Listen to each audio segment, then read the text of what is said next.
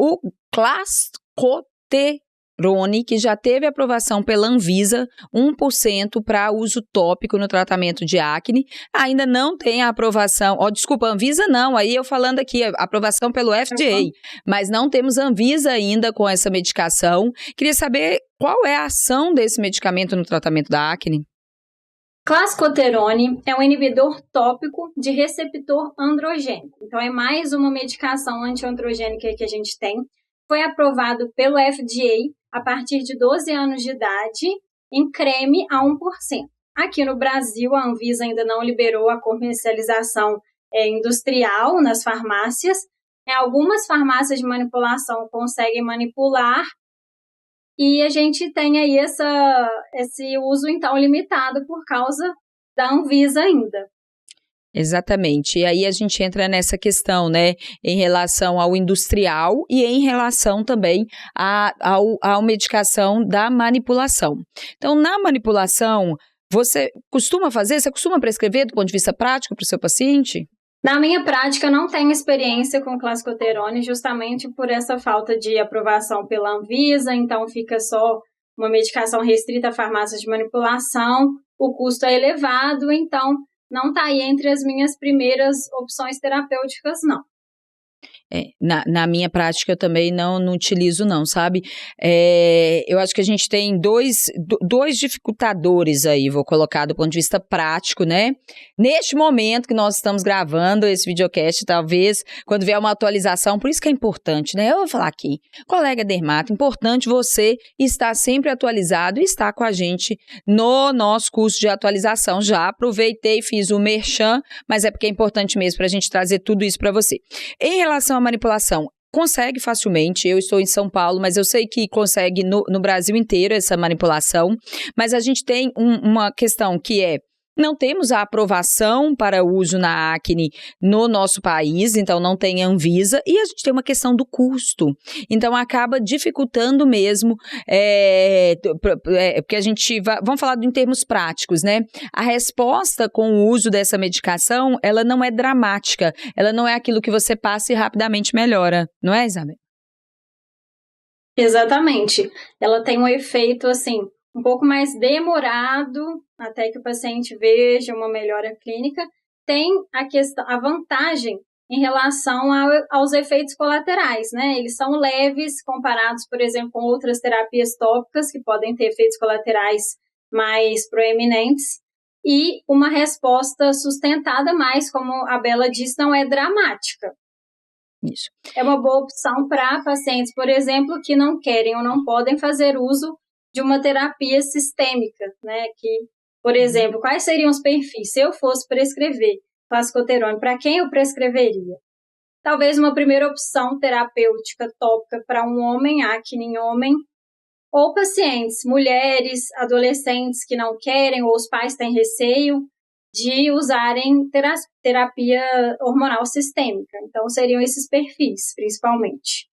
Exatamente. O que acontece? A gente, né, no ponto de vista prático, na nossa especialidade, a gente sempre deve pensar quais são as vantagens de se instituir uma medicação nova, uma medicação que você vai ter ali essa questão do custo em relação às medicações que nós já temos. Do ponto de vista prático, a gente pensa, vou dizer aqui, a gente está abordando o artigo, mas a gente fala de tudo da dermato, né? De tratamento para acne tópico. Então, nós temos peróxido de benzoíla, adapaleno, os antibióticos, né? Então, o uso mesmo de antibiótico tópico, pode usar os etinoides sem ser o adapaleno, a própria tretinoína, o ácido azelaico. É isso, né, de terapêutica tópica para acne. Então, a gente usa muito a combinação do peróxido de benzoíla com adapaleno, é uma combinação muito usada e referenciada em diversos artigos, e a questão é a irritação da pele. Então, isso que a gente barra um pouquinho. Então, talvez nesses pacientes, essa questão que tenha uma irritação maior, que a gente tenha uma dificuldade maior da aceitação dessa medicação, é interessante a gente pensar no uso deste outro medicamento. E quando ele vier para a nossa prática do dia a dia, não é que não possa manipular, tá? Pode fazer manipulado. Talvez baratear o preço começo a gente consiga fazer um uso mesmo do nosso dia a dia. A posologia dele, 1 vez por dia ou 2 vezes por dia?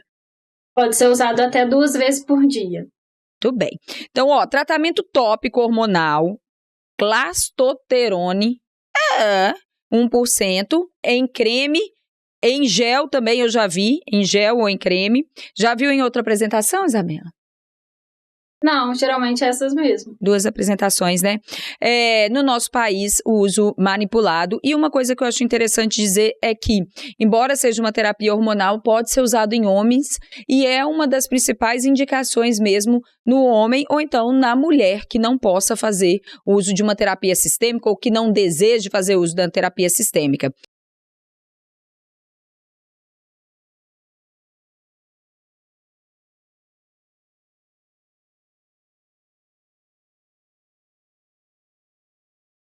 Como é que você coloca a espironolactona na sua prática? Olha, eu geralmente prescrevo a espironolactona para aquele perfil de paciente feminina que tem ali entre os seus 25 a 40 anos, usa um método contraceptivo eficaz, por exemplo, um DIU, ou então um implante subdérmico, ou seja, ela já tem o seu método e não deseja um outro contraceptivo oral. Se encaixa muito bem. Não tem outras comorbidades, né? Geralmente uma paciente rígida. Então, esse perfil, eu escolho a espironolactona como a minha primeira linha medicamentosa. Ótimo. Então, vamos aqui falar com um colega dermatologista aqui que está escutando a gente do ponto de vista da prática. Até uma coisa que o artigo traz ali, ele trouxe até como vou usar uma palavra, uma tradução meio assim, né? Um mito. Tá? O mito é um nome muito forte, né? Mas assim, como algo assim, a questão do uso e a contracepção, né? E engravidar, né? A gente teria problema com o uso da espironolactona se engravidar ou não? Qual a grande questão? É a feminilização de um feto masculino, né? E isso acontece ali na formação embrionária do feto. A gente teria um tempo para a gente ter suspender a medicação. E ele coloca isso até ali como um questionamento, se a gente deveria se preocupar com isso. Isso que eu senti ali, né, da leitura. Mas do ponto de vista prático, eu não mudo minha conduta. Você mudaria sua conduta em relação a isso? Eu tenho uma grande preocupação.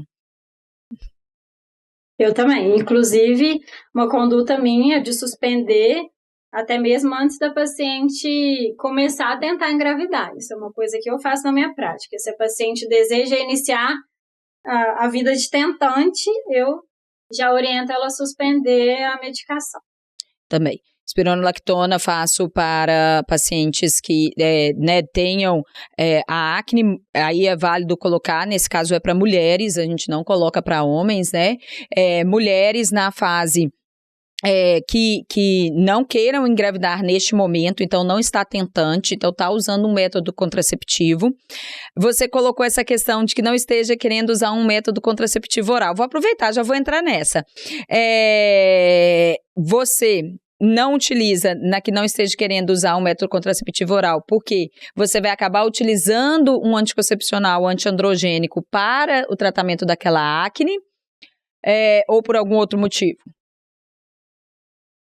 E geralmente essa paciente está usando um método contraceptivo, por exemplo, um DIU ou um implante subdérmico, justamente porque ela não quer usar um método contraceptivo combinado, por causa da questão do estrogênio e tudo que está em torno disso. Então, eu respeito a decisão. Geralmente, ela já chega falando isso, né? Então, eu respeito a decisão de não acrescentar essa medicação na terapia da paciente. Eu faço isso também na minha prática. Ela teve a opção de tomar um outro método, né? De utilizar um outro método. E dosagem? Qual dosagem você inicia? Eu começo geralmente com a dose de 50 miligramas. Isso é uma conduta minha. Começo com essa dose baixa, porque eu penso em duas coisas. A primeira é que dá tempo da paciente se adaptando com a medicação e ter a possibilidade de ir aumentando a dose aos poucos. Entende? E segundo que algumas pacientes já vão ter uma ótima resposta com uma dose baixa e aí eu não vou precisar aumentar. Uhum. Então, eu geralmente faço assim, começo com 50, no primeiro mês a paciente volta, ainda não teve tanta resposta ainda, porque a gente tem que lembrar que a espironolactona tem uma resposta mais lenta, né, ali para os 60 dias, no segundo mês, mas ainda assim gosto de ver principalmente os relatos de efeitos colaterais, se a paciente se adaptou à medicação, então ela sempre volta com o mês, faz um retorno com o mês, vejo essa questão e aí a gente pensa em subir ou não a dose. E monitorar potássio, deve, não deve, como que faz?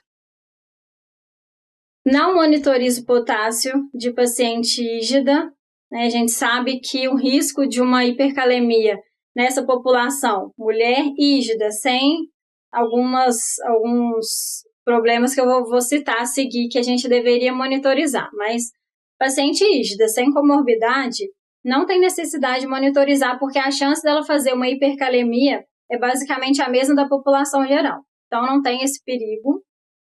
E quando, então, que eu deveria monitorizar? Pacientes que têm uma doença renal crônica importante, que faz uso de outros antipertensivos, por exemplo, da classe E, COBRA, tem insuficiência cardíaca, idade avançada, mas geralmente são pacientes que eu raramente vou prescrever espironolactona.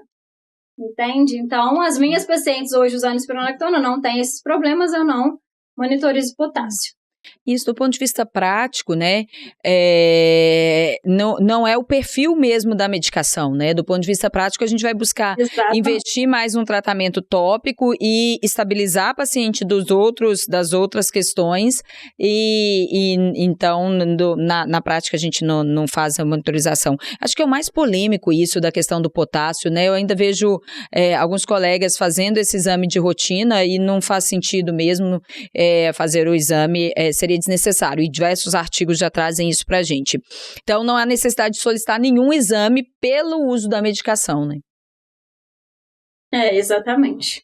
Basta você escolher bem quem vai ser a sua paciente, né? Vai ser suficiente? Eu vou voltar nessa parte em relação à questão do uso de tentantes ou não tentantes. A gente não utiliza a espironolactona quando está tentando engravidar. Todo artigo que a gente estuda, a gente busca muito artigo para a FEDERMATO na atualização, para a gente trazer para os nossos alunos, para os nossos colegas também da discussão, e a gente sempre pega a prática baseada em evidência, né? Então, a gente pega a prática as evidências e traz para a nossa prática do dia a dia.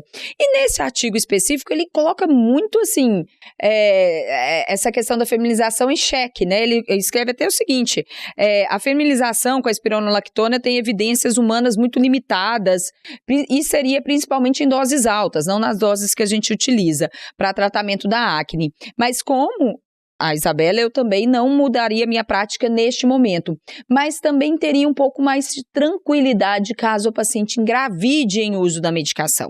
Que a gente já tinha por causa do tempo ali, né, da formação embrionária, fetal, mas agora um pouco mais de tranquilidade. Eu já tive, não sei se você teve já, paciente que engravidou em uso de espironolactona, mas não usem tentante, de jeito nenhum, tá? Não, eu não utilizo, tá? Falando da minha prática. Talvez com outros estudos a gente passe a utilizar tentante. Você já teve paciente que engravidou com uso de espirono? Não, nunca tive, não que eu saiba, assim, não chegou pra mim, não. Você já teve?